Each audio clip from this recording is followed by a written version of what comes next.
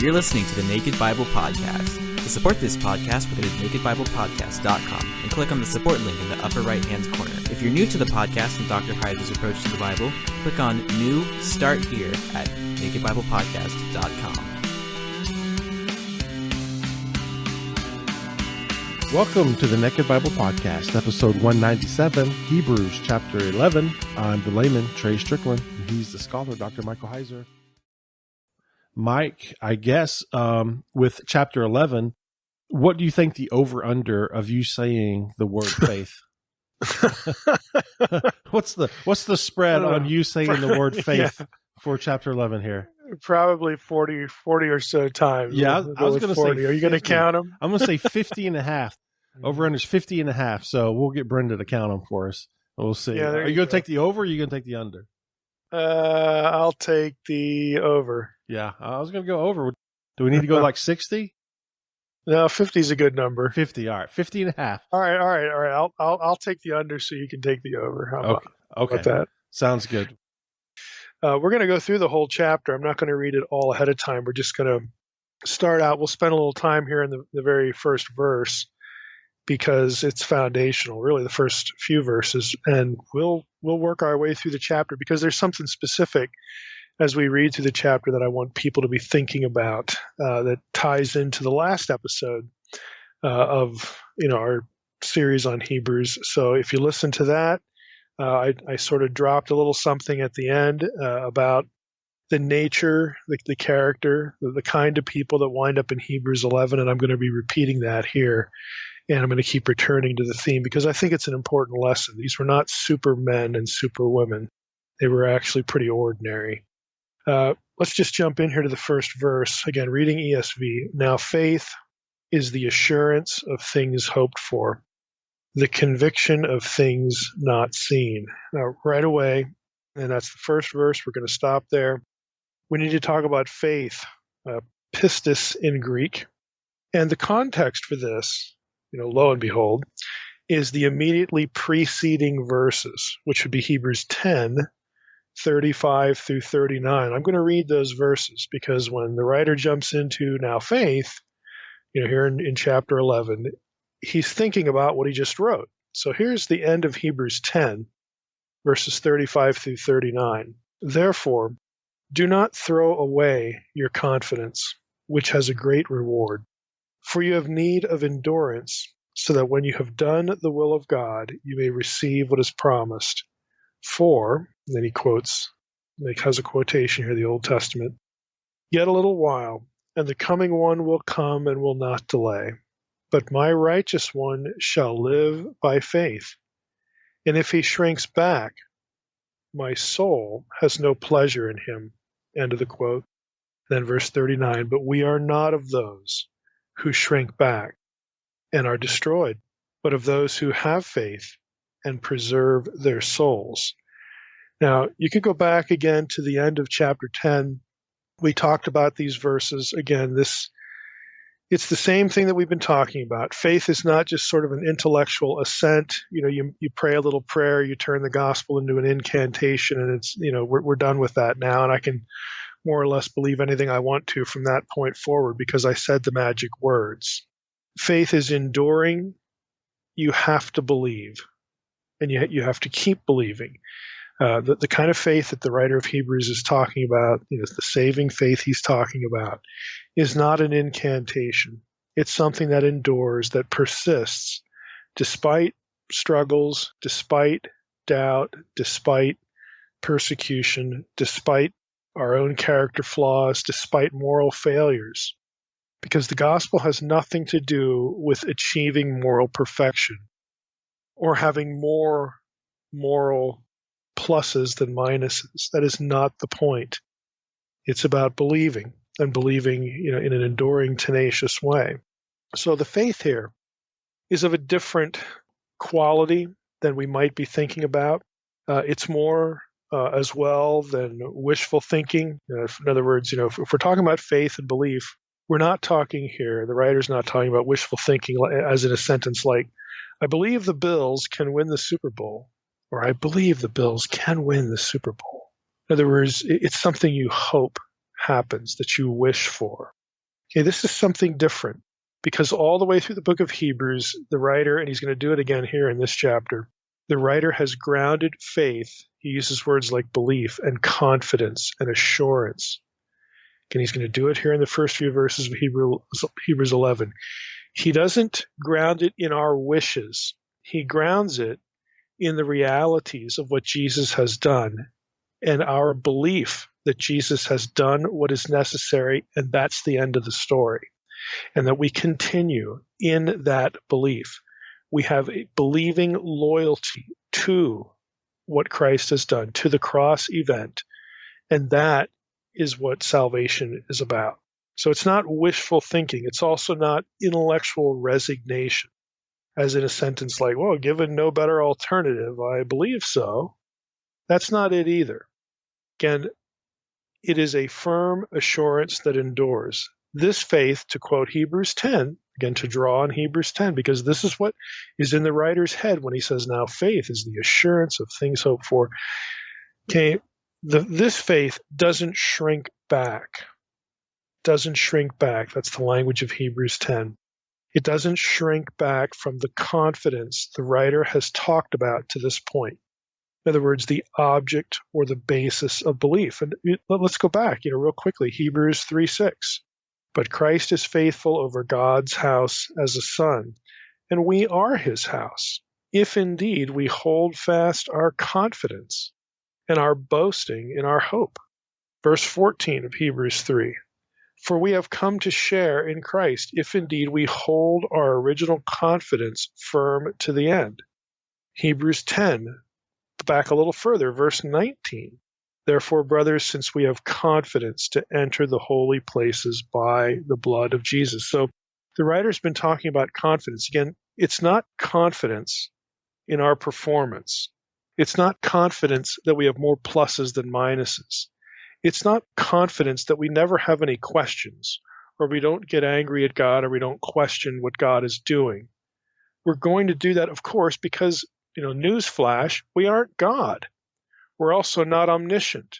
We don't know everything that's going on or what God intends. Okay, none of these things are what this is about. This kind of faith is a tenacity.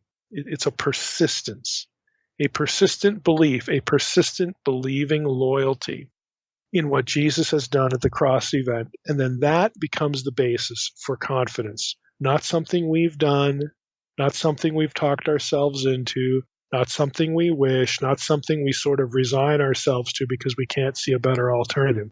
Okay, it is confidence in something done for us, not something we do, or that's something we can even understand in terms of it clearing out struggle and frustration. So it's a not shrinking back. That's the quality that's characteristic of all the examples that follow. And this is what I want people to latch on to in this episode. The hall of faith, as Hebrews 11 is called. All of the people in this example, or in this that are listed as examples in this chapter, they all have one thing in common. Well, they have more than one thing in common, except for Enoch, because he's taken off earth. Okay, they all have struggles. They were suffering. They had moral lapses, a number of them. They had lapses in judgment, again, a number of them. But they're still here. They're still in this list. Again, it wasn't about the perfection of their performance or that their performance was mostly good and less bad. What they share at the end of the day, the reason they're in, is that their faith persisted. They never shrank back. They never forsook their faith. They never forsook their believing loyalty in the promises of God and what God was doing, not as opposed to what they were doing. So they're not examples, to put it negatively. The people listed in Hebrews 11 are not examples of never having a problem, never making a bad decision, never sinning. Quite the contrary. They are examples of, positively, never trading in their faith, never worshiping another God or no God at all. And they maintain belief despite life, despite persecution, doubt, and their own failure. So to go back to Hebrews 11:1, again, now faith is the assurance of things hoped for. Assurance here, interestingly enough, and building on what I just said, is the same word as confidence in one of the verses we just read, Hebrews 3:14. It's the same word. And again, interestingly enough, it's the same word that occurs in Hebrews 1:3, which we didn't read, and I'll read now. Speaking of Jesus, he is the radiance of the glory of God and the exact imprint of his nature, and he upholds the universe by the word of his power. After making purification for sins, he sat down at the right hand of the Majesty on high. The word here, again, for assurance in Hebrews 11:1 is hypostasis. Same as in Hebrews 3:14 where it's translated confidence. Here, it's the idea of Jesus in a qualitative sense. Okay, Jesus is the sort of exact representation. Again, it's a little hard to capture in the wording because confidence doesn't really work. Again, he is the imprint. Jesus is the imprint of God's hypostasis, God's nature. Well, God's reality. Jesus is the exact imprint of the reality of God is really what the term is used to convey there in Hebrews chapter 1. So recalling all that, Jesus is the sort of the objective reality of the glory of God, of the nature of God, the character of God. And by using this term, hypostasis, in Hebrews 1 about Jesus, again being the objective reality of God, by using the word there and then using it here in Hebrews 11, I mean, he ties the two thoughts together. He ties, Hebrews 1 and Hebrews 11. Hebrews 1 is about Jesus. Hebrews 11 is about, the faith of our assurance of things hoped for, which of course is grounded in Jesus. So by using the term in both places, the writer wants us to see that the object of our faith is an objective reality whose name was Jesus. And that is why we should be confident. And that is the thing that is the object of our faith. That's the source of our confidence and our assurance. Again, not our performance, but on what Jesus, who is the exact imprint, the objective reality of God to us, what he did, not what we do, but what he did, again, at the cross event. Luke Timothy Johnson, in his commentary, has a little thing here about this that I want to read, tying in Hebrews 11 and with this thought and even what follows in Hebrews 12. He says, the heroes of faith are here presented are precisely the models that we are to imitate, culminating in the pioneer and perfecter of faith, Jesus himself. So if we think about this, let's just think about Hebrews 1 through 11 in terms of chapters. It begins with Jesus as the hypostasis, the objective reality of God to us, to humankind. And because of what that person, what Jesus does, and we've talked about incarnation a lot. Hebrews talks about incarnation a lot. We've talked about Jesus' role as high priest. We've talked about the cross event. But because of what this person did, this person who is the objective reality of God and God's will and what God wants and the salvation God offers, all that, then we can have confidence. Again, it's the same term. It just gets translated in different ways. There's this objective thing. There's this thing that's real. And so the writer of Hebrews in chapter 11 is saying now, our faith is a thing that's real because the object of it is real. It was Jesus who did this stuff on the cross. And he ties the two things together. But interestingly enough, if we think about the chapters 1 through 11, it begins with Jesus, incarnation, priesthood, all this kind of stuff. Again, the objective reality of the cross event. And you get up here to chapter 11, then we have examples of people refusing to shrink back from that confidence. They're refusing to shrink back from believing loyalty in the cross event. In other words, they're refusing to worship any other God or no God at all. Believing loyalty. Again, that's the phrase I use in Unseen Realm, and I use it a lot here in the podcast. That is what salvation is, believing loyalty. It's not believing performance. It's not believing doubtlessness. You're never having a question-ness, if that's a word, and of course it's not. It's believing loyalty. It's saying, this is the means of salvation and there is no other, and this is where I'm at, come what may. And that's what it's about. And it's interesting, again, you go through all those 11 chapters, and then you hit chapter 12, as Luke Timothy Johnson just said. And what does the writer write? Therefore, since we are surrounded by so great a cloud of witnesses, let us also lay aside every weight and the sin which clings to us so closely, so on and so forth, looking unto Jesus, the founder and perfecter of our faith. It goes right back to him. Again, he's the basis for the whole thing. Now, back to verse 1, faith is the assurance of things hoped for, the conviction of things not seen. Lane has a nice comment here. This is from the Word Biblical Commentary. He writes, the second clause, this notion of the conviction of things not seen, which stands in opposition to the first, is equally daring. Faith demonstrates the existence of reality that cannot be perceived through objective sense perception as the complement to hypostasis, reality, again, this objective reality. This word conviction, it's translated conviction, elenkos in Greek. This word elenkos must be understood in the objective sense of proof or demonstration, the evidential character that deprives uncertainty of any basis. Okay, why do we have this assurance? Because our faith is in an objective reality, the objective reality that is God to humanity, that's Jesus, and the objective reality of what was done at the cross. Okay, the death, burial, and of course then the resurrection and ascension of Jesus. And again, Hebrews talks about all these things, especially, resurrection and ascension there in chapter 1, having, made himself an offering, for sin. He sits down at the right hand of the majesty on high. Again, that phrasing has occurred several times in the book of Hebrews. So again, this is not a wishful thought. It's not a resignation. It's a confidence in something done for us, that basically it was God's plan, Jesus did it, and that's good enough. Again, not a performance-based sort of system, way of looking at things.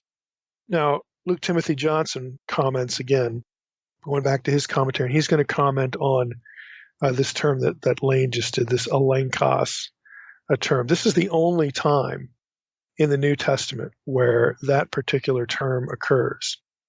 So it gets some attention from scholars. And Luke Timothy Johnson has this to say about it. He says, this is the only occurrence of the noun in the New Testament. In the wider Greek world, the noun has two meanings. The first is the same as the verb form elenkein that is used in the New Testament in other places, in the sense of reproof or reproach. And he cites, Homer and the Odyssey, again, classical world. It's not an unfamiliar verb. This clearly cannot be the meaning here. The second meaning of the Greek noun is an argument of disputation or refutation through cross-examination. And he has a bunch of citations. But it can also be used in the sense of a proof or a demonstration, or even for evidence used in proof, like, sort of a legal kind of argument. So Jesus is both the objective reality of God and the objective proof of that reality. Jesus is both, again, the object, the basis of the faith, and he's the evidence for the faith. And it all goes back to the cross event. It has nothing to do, none of these terms have anything to do with human performance. Just period. It's not even in the picture. It's not even on the radar. But yet for us and for so many Christians, it is. This is how we think about salvation. I prayed a prayer, but now I've fallen into sin. I need to stop, doing that. So either so that God can give me my salvation back, again, assuming that we lost it because of our moral imperfection, again, which again is to misunderstand the gospel. Or, well, I know God didn't take it away, but I need to do this, that, or the other thing, so God is, still loves me like He did before, or you can keep God happy with me. Usually when it gets to that kind of talk, it's not repenting of sin. It's like doing works. I need to observe these particular days. I need to, read my Bible X number of minutes. I need to be in church X number of minutes. I need to do to keep God happy with me. And that is a complete misunderstanding, not only of the gospel, but of the nature of God. Your performance, your activity, your behavior, your busyness isn't what gives God a loving disposition towards you. Because God had that while we were yet sinners. Okay, it just doesn't make any sense, but this is where our mind drifts all the time. Now, as we go through these examples, again, just those are preliminary, comments. Now, faith, I'll just read, the first few verses again, because we're going to get into actual examples here. Faith is the assurance of things hoped for, the conviction of things not seen, for by it the people of old received their commendation. By faith we understand that the universe was created by the word of God, so that what is seen was not made out of things that are visible. Again, we're not going to lapse into verse 3. We've talked a little bit about the universe word there in verse 3 back in Hebrews 1, that it could be plural and plural worlds and all that stuff. If you're interested in that, rabbit trail, you can go back there. But we're going to just jump into the actual examples, because this is what I want the takeaway to be from this episode. As we go through the rest of the chapter, notice how one or more of the following items applies to each person: suffering, moral failure, and doubt. Okay, I'll read it again. As we go through the chapter, notice how one or more of these items are going to apply to each person listed in the hall of faith in Hebrews 11: suffering, moral failure, and doubt. Again, there's only one exception. That's Enoch, because he was taken, and really we have next to nothing said about him. But you're going to find with everybody else, somewhere in their life, somewhere in the biblical story, you're going to have one or more of those three things. You're also going to, again, as you're familiar with it, with these personalities, you're also going to notice that giving up the faith applies to none of them, because that's what this is about. Okay, it's about believing loyalty. So jumping into verse 4, by faith Abel offered to God a more acceptable sacrifice than Cain, through which he was commended as righteous, God commending him by accepting his gifts. And through his faith, though he died, he still speaks. And he suffered for doing the right thing, for believing the right thing, for honoring God, believing whatever it was that God told them to do. Again, we're not given much information in Genesis 4, but Abel's heart, again, his, the reason that he did what he did and did it in a certain way was acceptable to God.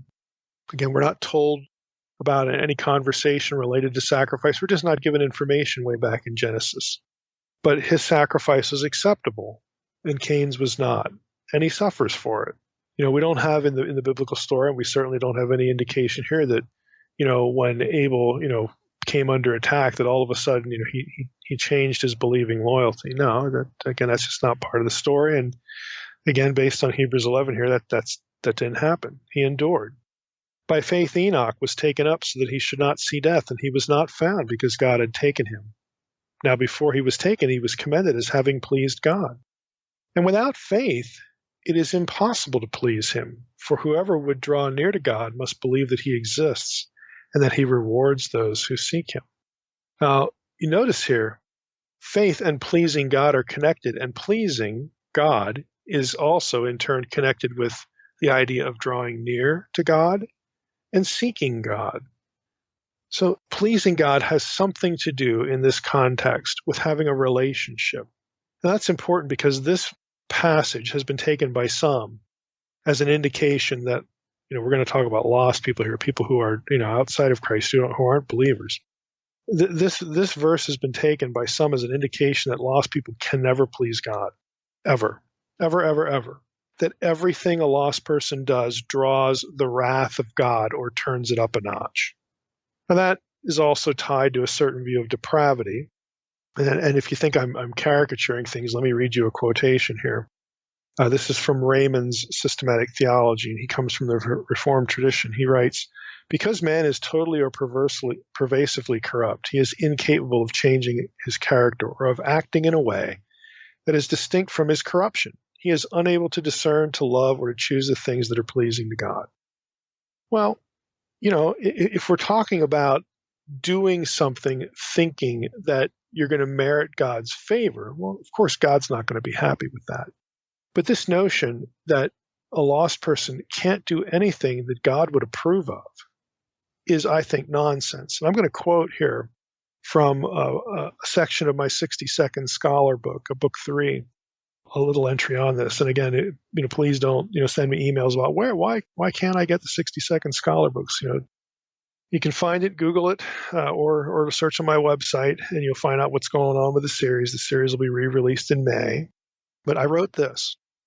Several verses are offered to support this contention. Again, this idea that a lost person can never please God. Most notably, Romans 8:7 and 8. Quote, "For the mind that is set on the flesh is hostile to God, for it does not submit to God's law. Indeed, it cannot. Those who are in the flesh cannot please God." Okay, unquote. The problem is that this idea and its understanding of passages like Romans 8:7 and 8 is flatly contradicted by other passages. Acts 10, the story of the conversion of the Gentile Cornelius, is perhaps the best case in point. Cornelius was a, quote, God-fearer, a man who respected Judaism and its God, but who nevertheless had never heard the gospel. When Peter heard how Cornelius was visited by an angel who commanded him to summon the apostle to his home, Peter exclaimed, "Truly, I understand that God shows no partiality, but in every nation, anyone who fears him and does what is right is acceptable to him." I guess, Peter hadn't read Romans 8 or Raymond's systematic theology. Back to my selection here. The passage is clear. While no one can please God in the sense of meriting salvation, unsaved people can please God. They can do things that are acceptable to God. Paul said the same thing in Romans 2:14. Paul's the guy who wrote Romans 8, by the way. He said this in Romans 2:14, that Gentiles not possessing God's law nevertheless at times do what's in the law. It's incoherent to think that a Gentile who lives in accord with God's law at any given moment is displeasing God by doing so. The point of Romans 8:7 and 8 is to contrast those controlled by the Spirit versus the flesh with respect to lifestyle and being a child of God. It's not that unbelievers can never do anything that pleases God. Cornelius shows us otherwise. Again, I would suggest to you that the lost person who refuses to cheat on his wife and is thinking, well, they may not understand the gospel, may not believe it, but they're thinking, well, I agree with that 10 Commandments stuff. I just don't think I should cheat on my wife. And if there is a God, I think that this is a good point. So I'm not going to cheat on my wife. And so God looks at that and says, oh, I'm even angrier. Again, we understand that a works mentality to try to cajole God into giving you salvation, God's not going to approve of that. He's not going to be happy with it. But when the Gentiles do the things that are written in the law because they have the law of God written on their hearts, God isn't angry when people follow his rules for righteousness and justice. It's just they're not going to solve the sin problem. They're not going to close the gap between, that is there because of your estrangement from God. You don't work your way to heaven. Again, that's clear. But, God is honored when people who don't even have the law do it because they have this law of God written on their hearts. God likes when people obey him. But again, he knows that if they're thinking that, well, when I obey God, God's going to have to give me something in return. Okay, that's going to irritate God. But that's not what every situation is. Every situation doesn't devolve into that. Well, let's go back again and think about, what do we mean by pleasing God? Making God happy? Do we mean, what do we mean by that? Do we mean to produce agreement or satisfaction? When the writer of Hebrews says, without faith it is impossible to please God, what's going on here? And without faith it's impossible to make God happy. And what would that even mean? What's happiness? Do we mean to produce agreement or satisfaction, to gratify? Without faith, it's impossible to get God to gleefully accept a person as though there's nothing wrong with their relationship. I mean, what do we mean by happiness? What do we mean by pleasing? Now, again, I would say God would certainly, agree with a lost person's decision to follow the law of God. He'd be gratified. He'd be glad. But that doesn't mean the act of obedience solves the problem of right relationship. Again, relationship is what's really being talked about in this passage in verse 6. You have to believe that he exists and he's a rewarder of those who seek him. And it's about having the relationship. This is what God really wants. Again, God, it doesn't mean that God is pleased, so pleased that anyone who's earned salvation, or does a good thing, gets into heaven by doing a particular good thing. That just isn't what the picture is. I would suggest this. Why don't we define pleasing God here, God's happiness, as a state of being content? Okay, without faith, it's impossible to have God be content. Think of happiness and being pleased in the sense of being content. Without believing, it's just not possible to make God satisfied, to make God happy in the sense of being content. Why? Because what he wants most of all is for you to believe. That's what he wants most from every person. He wants a relationship, and the relationship hinges upon faith, belief. So yeah, without faith, it really is impossible for God to be content, for God to be happy in that sense of fulfillment, that everything's okay now. That requires faith. God can look at a lost person and say, well, yep, I'm glad you didn't cheat on your wife. I'm glad you didn't do X, Y, Z, because this shows that you have a sense of my justice. Even if you don't have the law of God, it's written on your heart. Right from wrong. And this is sort of something I've woven into the fabric of the world. Okay, when God sees someone doing the right thing and living according to His principles of justice and righteousness, God isn't angry when people obey Him. But it doesn't fill God up. God is still empty if there's no relationship, if we can put it that way. God is still not happy. He's still not content because there's no relationship. For that, you need faith. You need believing loyalty. And I think that's what the point of the passage is. Now, to get back to our examples, continuing on into verse 7, again, think of, as we go through these again, notice how one or more of these items applies to each person: suffering, moral failure, or debt. We're up to Noah now, verse 7. By faith, Noah, being warned by God concerning events as yet unseen, in reverent fear constructed an ark for the saving of his household. By this he condemned the world and became an heir of the righteousness that comes by faith. Now you notice, Noah's believing loyalty there is a precursor to the flood. It's pre-flood. Noah isn't, he doesn't have perfect moral, character thereafter. We have the episode with drunkenness in Genesis 9. Does that invalidate his faith? Does it disqualify him? No, he's still in Hebrews 11. Again, his moral imperfection isn't the issue. It's his believing loyalty, his faith, that's the issue. Verse 8, by faith Abraham obeyed when he was called to go out to a place that he was to receive as an inheritance. And he went out not knowing where he was going. By faith, you think he had questions? Okay. By faith he went to live in the land of promise, as in a foreign land, living in tents with Isaac and Jacob, heirs with him of the same promise. For he was looking forward to the city that has foundations, whose designer and builder is God. By faith Sarah herself received power to conceive, even when she was past the age, since she considered him faithful who had promised. Therefore from one man, and him as good as dead, were born descendants as many as the stars of heaven, and as many as the innumerable grains of sand by the seashore. Abraham, perfect moral, upright character here. Okay, they have the whole incident with Hagar.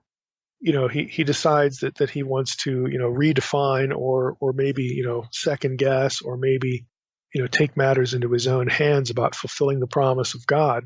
He goofs, he blows it. God has to rebuke him. Okay. Sarah doesn't believe she's going to have in Genesis 18. She laughs when she hears it, but she came around. She understood. And she's in Hebrews 11 as well. I mean, both of them. Abraham lies, about Sarah being his half sister and so on. He shades the truth. He lies. He does these things. He puts his own, he makes his own contribution to God's plan and messes that up. But none of these things are the issue. Okay, none of those things are the issue. The issue is their believing loyalty. They didn't throw their believing loyalty to some other deity or no God at all. They believed, even when it was hard.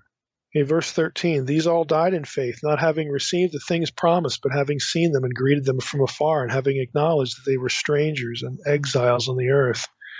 For people who speak thus make it clear that they are seeking a homeland.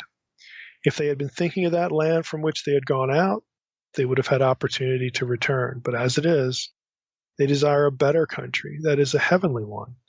Therefore God is not ashamed to be called their God, for he has prepared for them a city. Verse 17, by faith Abraham, when he was tested, offered up Isaac. And he who had received the promises was in the act of offering up his only son, of whom it was said, through Isaac shall your offspring be named. He considered that God was able even to raise him from the dead, from which, figuratively speaking, he did not receive him back, or he did receive him back. Now, let's just stop here. I mean, Abraham is tested by God, with the whole episode of offering up Isaac there in Genesis 22. And the comment is made here that he considered that God was able to raise him up from the dead. Now, for sure, do you think, does the passage say that Abraham, same person, obviously, do we presume that Abraham never had a question, never had a doubt, well, what's God going to do? Man, if I offer up Isaac, how does that work? Because it's through Isaac. I mean, God told me it's through Isaac that all these descendants, as the stars of the sky, back to the original covenant promise, that all of that's going to come from Isaac. And I know it's Isaac and nobody else because I messed up with Hagar and God had to call me on the carpet for that. That Isaac was the child of promise. So if I kill him, how does that work? I mean, if you don't think Abraham ever even at least asked that question, how does this work? I think you're deluding yourself. And again, this isn't unbelief. Having questions, having uncertainties is not unbelief. Okay, the writer of Hebrews has told us consistently how he defines unbelief, and that is bagging it, going somewhere else, turning to another God or no God at all, just saying, I do not believe. The operative words aren't, I have a question, or I don't understand, I'm just not sure. Those are all different than saying, I don't believe this. Again, the issue is, at the end of the day, do you believe? We could rabbit trail here a little bit. I think it is a little bit worth it. Is this discernible from the Old Testament account, this whole idea of Abraham not really, you can't really say figuring it out, but sort of presuming that, I'm going to go through with this because even if I kill him, even if I offer up Isaac, God has to be faithful to this promise, so I guess God will bring him back from the dead. To me, that's not a stretch. We can't look back on the Old Testament account and say that there's something cryptically there that we're going to be able to figure this out. That Abraham was certain. Here's what you can't say: that Abraham was certain he knew how this was going to turn out, but he did believe that what God had said, God's promises, that God would deliver. He could have reasoned that God would raise up Isaac after he was dead. I mean, after all, God had produced Isaac supernaturally in the first place, and Isaac was to be the means by which the original covenant promises were fulfilled, Genesis 12, 1 through 3. So I don't think Abraham would necessarily have known exactly what was going to happen here or how God would do it, but I do believe that he believed God would do something to keep his promise. I think that's what the writer of Hebrews is alluding to. Now, if you go back to Genesis 22, I would also say that I don't think Abraham was lying to the servant in Genesis 22:5. Now, if you remember the scene, they get to the place where the sacrifice is going to occur, and we read this in verse 5. Then Abraham said to his young men, his servants there, stay here with the donkey. I and the boy will go over there and worship and come again to you. All the verbs there are plural. I and the boy, we will go over there, we will worship, and we will come again to you. Again, it hints at Abraham believing that God would do something here. Now, we don't necessarily, can't really necessarily say Abraham had this whole thing figured out. I would think he had questions, obviously, but he believed God would make it good. And if you think about it, that's really a great illustration of what the writer of Hebrews is asking his readers, his hearers, to do. You're going to have questions. In Abraham's case, he also had moral failures. This is just reality. This is life. But believe. Just believe. Believe God will do what he said he would do. And in the case of the context of the book of Hebrews, what God said he would do is that he would give you eternal life. He would make you part of his family. This goes back to Hebrews 1 and 2. He would make you part of his family on the basis of what happened to Jesus at the cross and his resurrection, his ascension, to complete the job, to complete the task. So what we're asked to believe is that God was satisfied with Jesus doing what he told Jesus to do. actually what he and Jesus had agreed to do. Back to Hebrews 10 from last episode. That's the basis for our confidence. Again, it's not in what we do, it's what's done for us. Back to verse 20. Again, be thinking about each one of these characters: suffering, moral failure, doubt. By faith, Isaac invoked future blessings on Jacob and Esau. By faith, Jacob, when dying, blessed each of the sons of Joseph, bowing in worship over the head of his staff. By faith, Joseph, at the end of his life, made mention of the exodus of the Israelites and gave directions concerning his bones. I mean, do you think Isaac and Jacob never had questions, never had doubts about what was going on? I mean, look at the whole Joseph situation, the whole story there. Basically what do you think Isaac is thinking with the way Jacob and Esau Jacob treats Esau? That whole thing deteriorates. Just sort of their relationship with each other just burns up in flames in front of his eyes. Esau wants to kill him. Rachel has to send Jacob away. I mean, it's a chaotic household. I mean, I'm sure Isaac's thinking, well, good grief, this doesn't look real good here. I didn't figure that this is going to be the way things turned out. We're following the true God here. Why isn't life better? Again, it's very natural, for these things for life to just get in the way. Joseph, again, suffered, terribly, but he never turned his believing loyalty to anybody else, to any other God, or no God at all.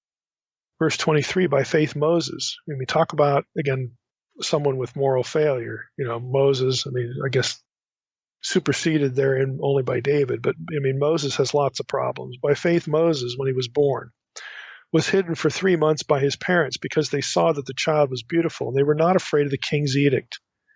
By faith, Moses, when he was grown up, refused to be called the son of Pharaoh's daughter.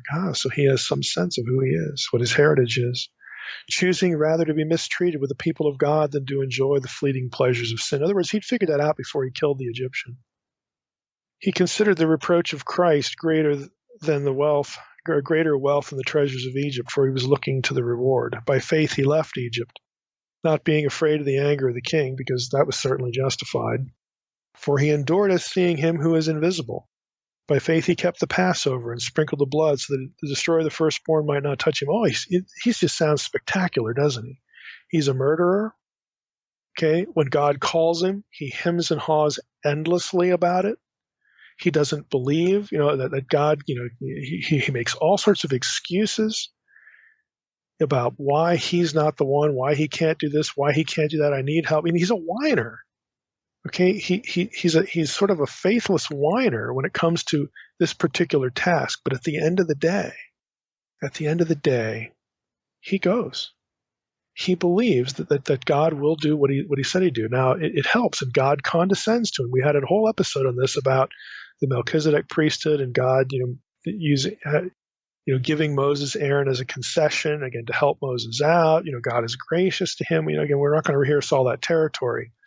But at the end of the day, Moses says, okay, got it. We're good now. God gave me some help. We can do this. God's going to be with us.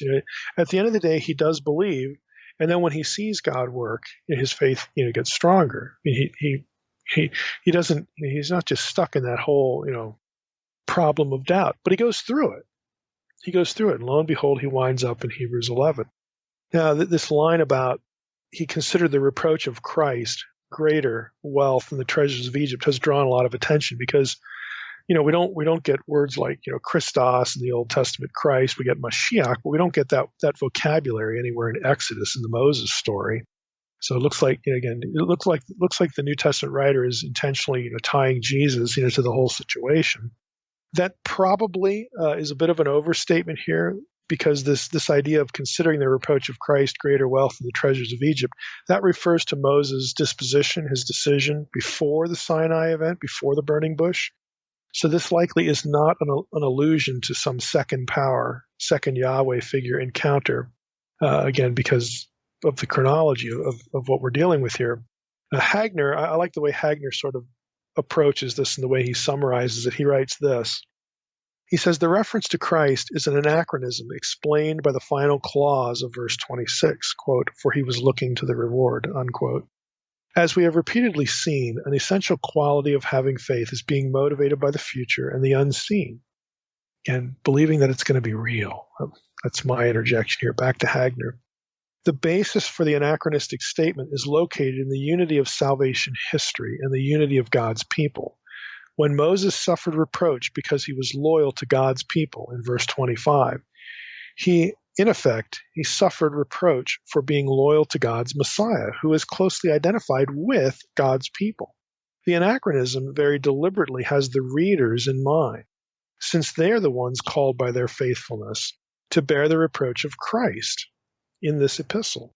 The reward that Moses would enjoy in the future and that he counted upon in his faith was far greater than the treasure Egypt had to offer. Now, again, that's just another way of saying that the anachronism here is deliberate on the part of the writer, because the writer wants to connect loyalty to God, loyalty to God's people, which of course is certainly characteristic of what Moses was about. He wants to connect all that with the Messiah, because the Messiah was a representative of God's people.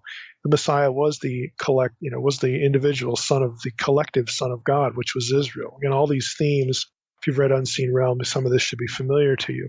But the writer wants to connect these associations with Messiah to Moses, and then for his readers, again, that's going to matter, because they're the ones being called upon to essentially behave like Moses did, to consider the reproach of Christ, to consider their faith decision, that it will lead to something superior, something better than the world has to offer, and even more importantly, something better than any other God has to offer, or no God at all. In other words, we're back to the same theme of tenaciously believing, and Moses becomes an example of that. Back to verse 29. Again, be thinking, how do these things apply to each person? Suffering, moral failure, doubt. Here's a good one. Verse 29. By faith, the people crossed the Red Sea as on dry land. Hey, think about how many times the Israelites complained and moaned and whined. But again, when God opens up the sea, when he parts the waters, they do go through. They believe.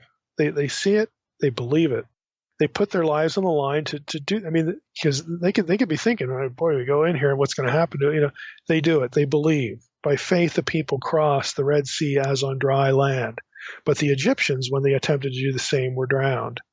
By faith, the walls of Jericho fell down after they had been encircled for 7 days. Do you think any of the Israelites there going around the city, in their little, parade, are wondering, what in the world is God going to do? Do you think they ever had a question? Now, they're doing, by faith, what God asked them to do. They are believing. They're not stopping halfway through and thinking, oh, that's kind of silly. If we had a better God, we wouldn't be doing ridiculous stuff like that. They're not thinking that. They believe that God will do something in response to his own promise that he would. They believe there's something to it. So, by faith, the walls of Jericho fell down after they had been encircled for 7 days. By faith, Rahab, the prostitute, moral failure, okay? She's not a believer initially. She's a Canaanite.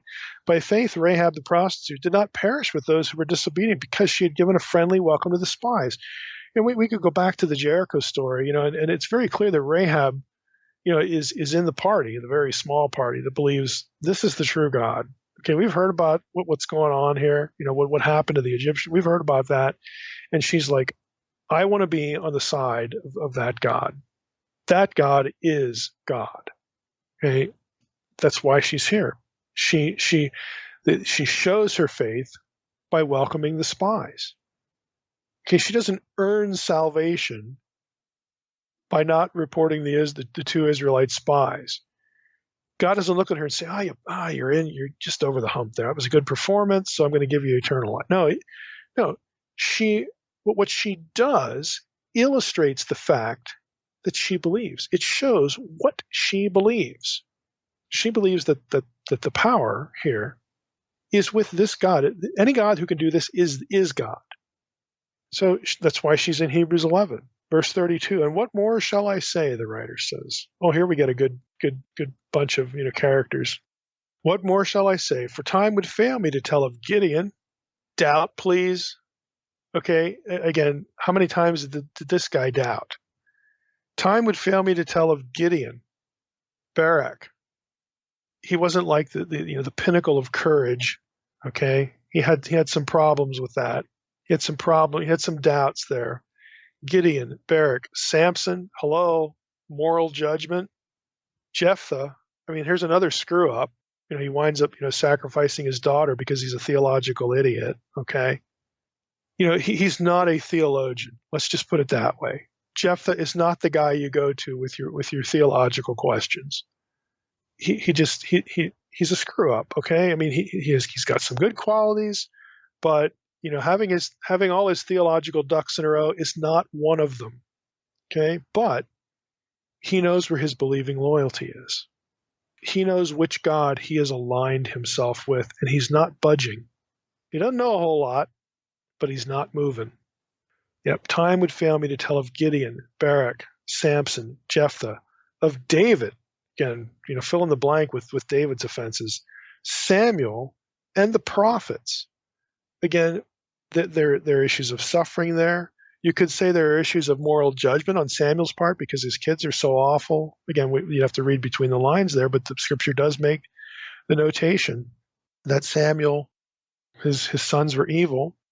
Samuel does get scared when God tells him in 1 Samuel 16, to go anoint David. This is when, God has to come up with a ruse, for Samuel's sake to, put his fears at ease. 1 Samuel 16. Again, these aren't perfect people. The prophets, again, you could spot problems and again, questions, doubts, suffering, certainly with the prophets.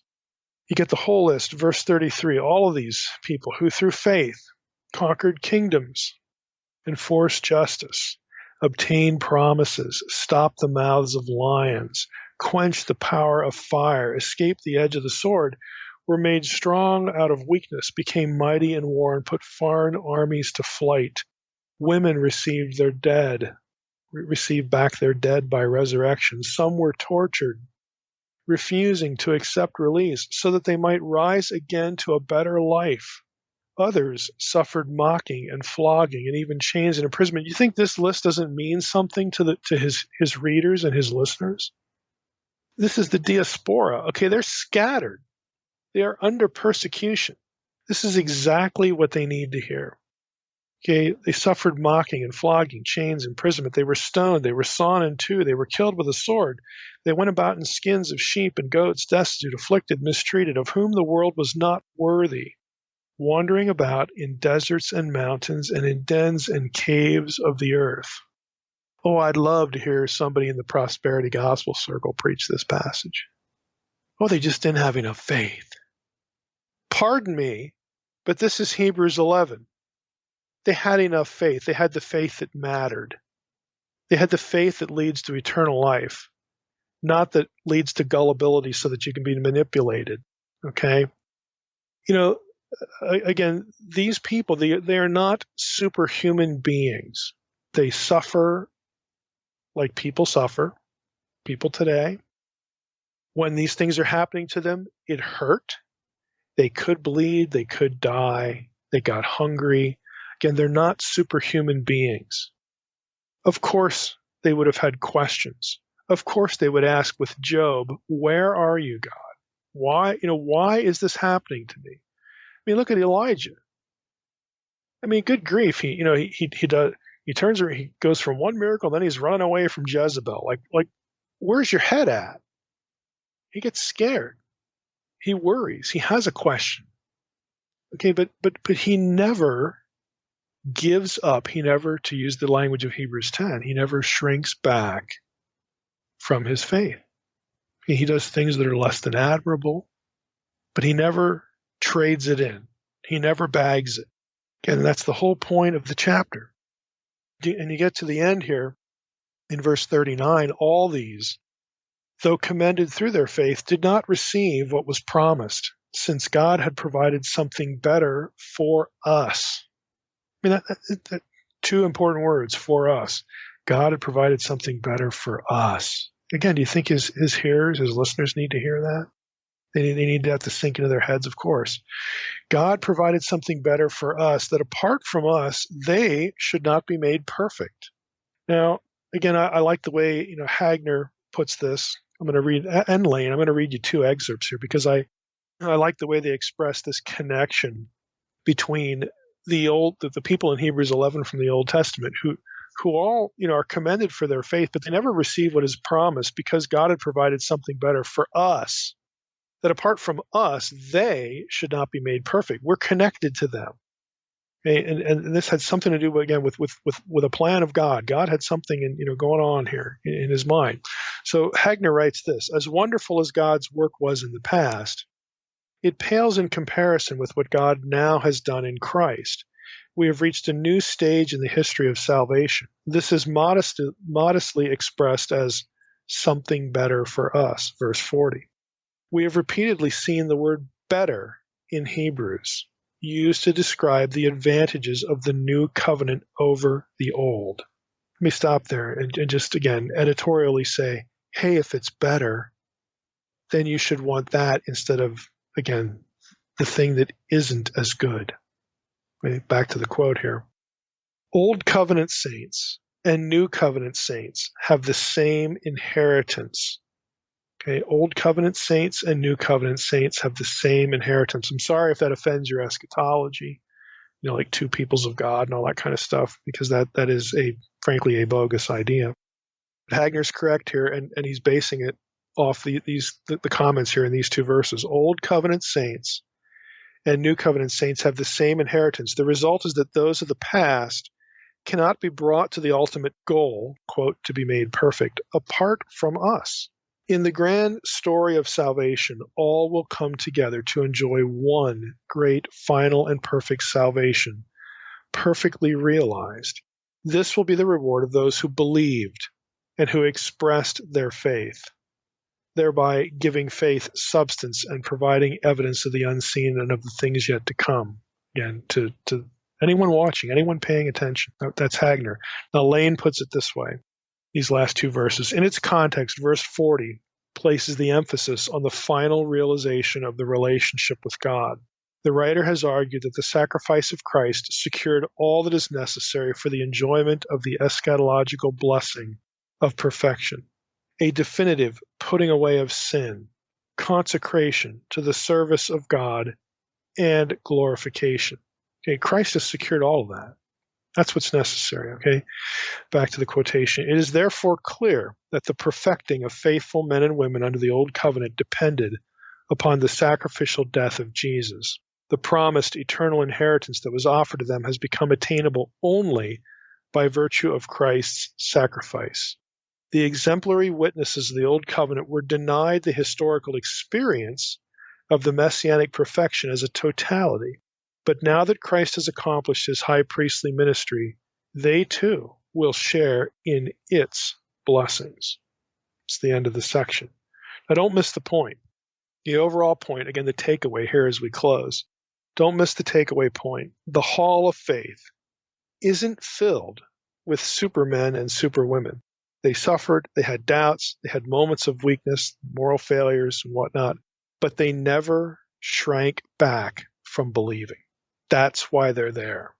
They believed in spite of their circumstances, which is what the writer of Hebrews hopes for his hearers and his readers. The goal isn't that they perform better, it's that they keep believing. Mike, I don't know how we can say it any clearer than that. Faith is faith, and with all the science and technology that we have today, and people trying to merge the two, faith is faith. It is what it is. Right. It's not performance. It's not omniscience. It's not having the answer to every question. It is what it is. Yeah, it's not having all the answers. That's why it's faith, and it is what it is. But all right, Mike. Well, I think you went over on the 50 and a half. So you won. Maybe we'll find out. We'll look for Brenda to be the referee there. There you go. All right, Mike. Well, that was a good one, and we're getting close to the end of Hebrews, and then we'll have our 200th episode, and then we'll have some single topics, and then shortly after that, we'll vote on the next book. I'm curious to see what it may be. Hopefully, we'll stay in the New Testament, but maybe we'll journey back into the Old and along Jeremiah. I bet Jeremiah wins, Mike. I don't know. I'm going to predict it. Well, we could change some things up too and throw some other things in there. You never know. Yeah, that's true. We could. All right, Mike. Well, chapter 12 next week. And with that, I just want to thank everybody for listening to the Naked Bible Podcast. God bless. Thanks for listening to the Naked Bible Podcast. To support this podcast, visit www.nakedbibleblog.com. To learn more about Dr. Heiser's other websites and blogs, go to www.drmsh.com.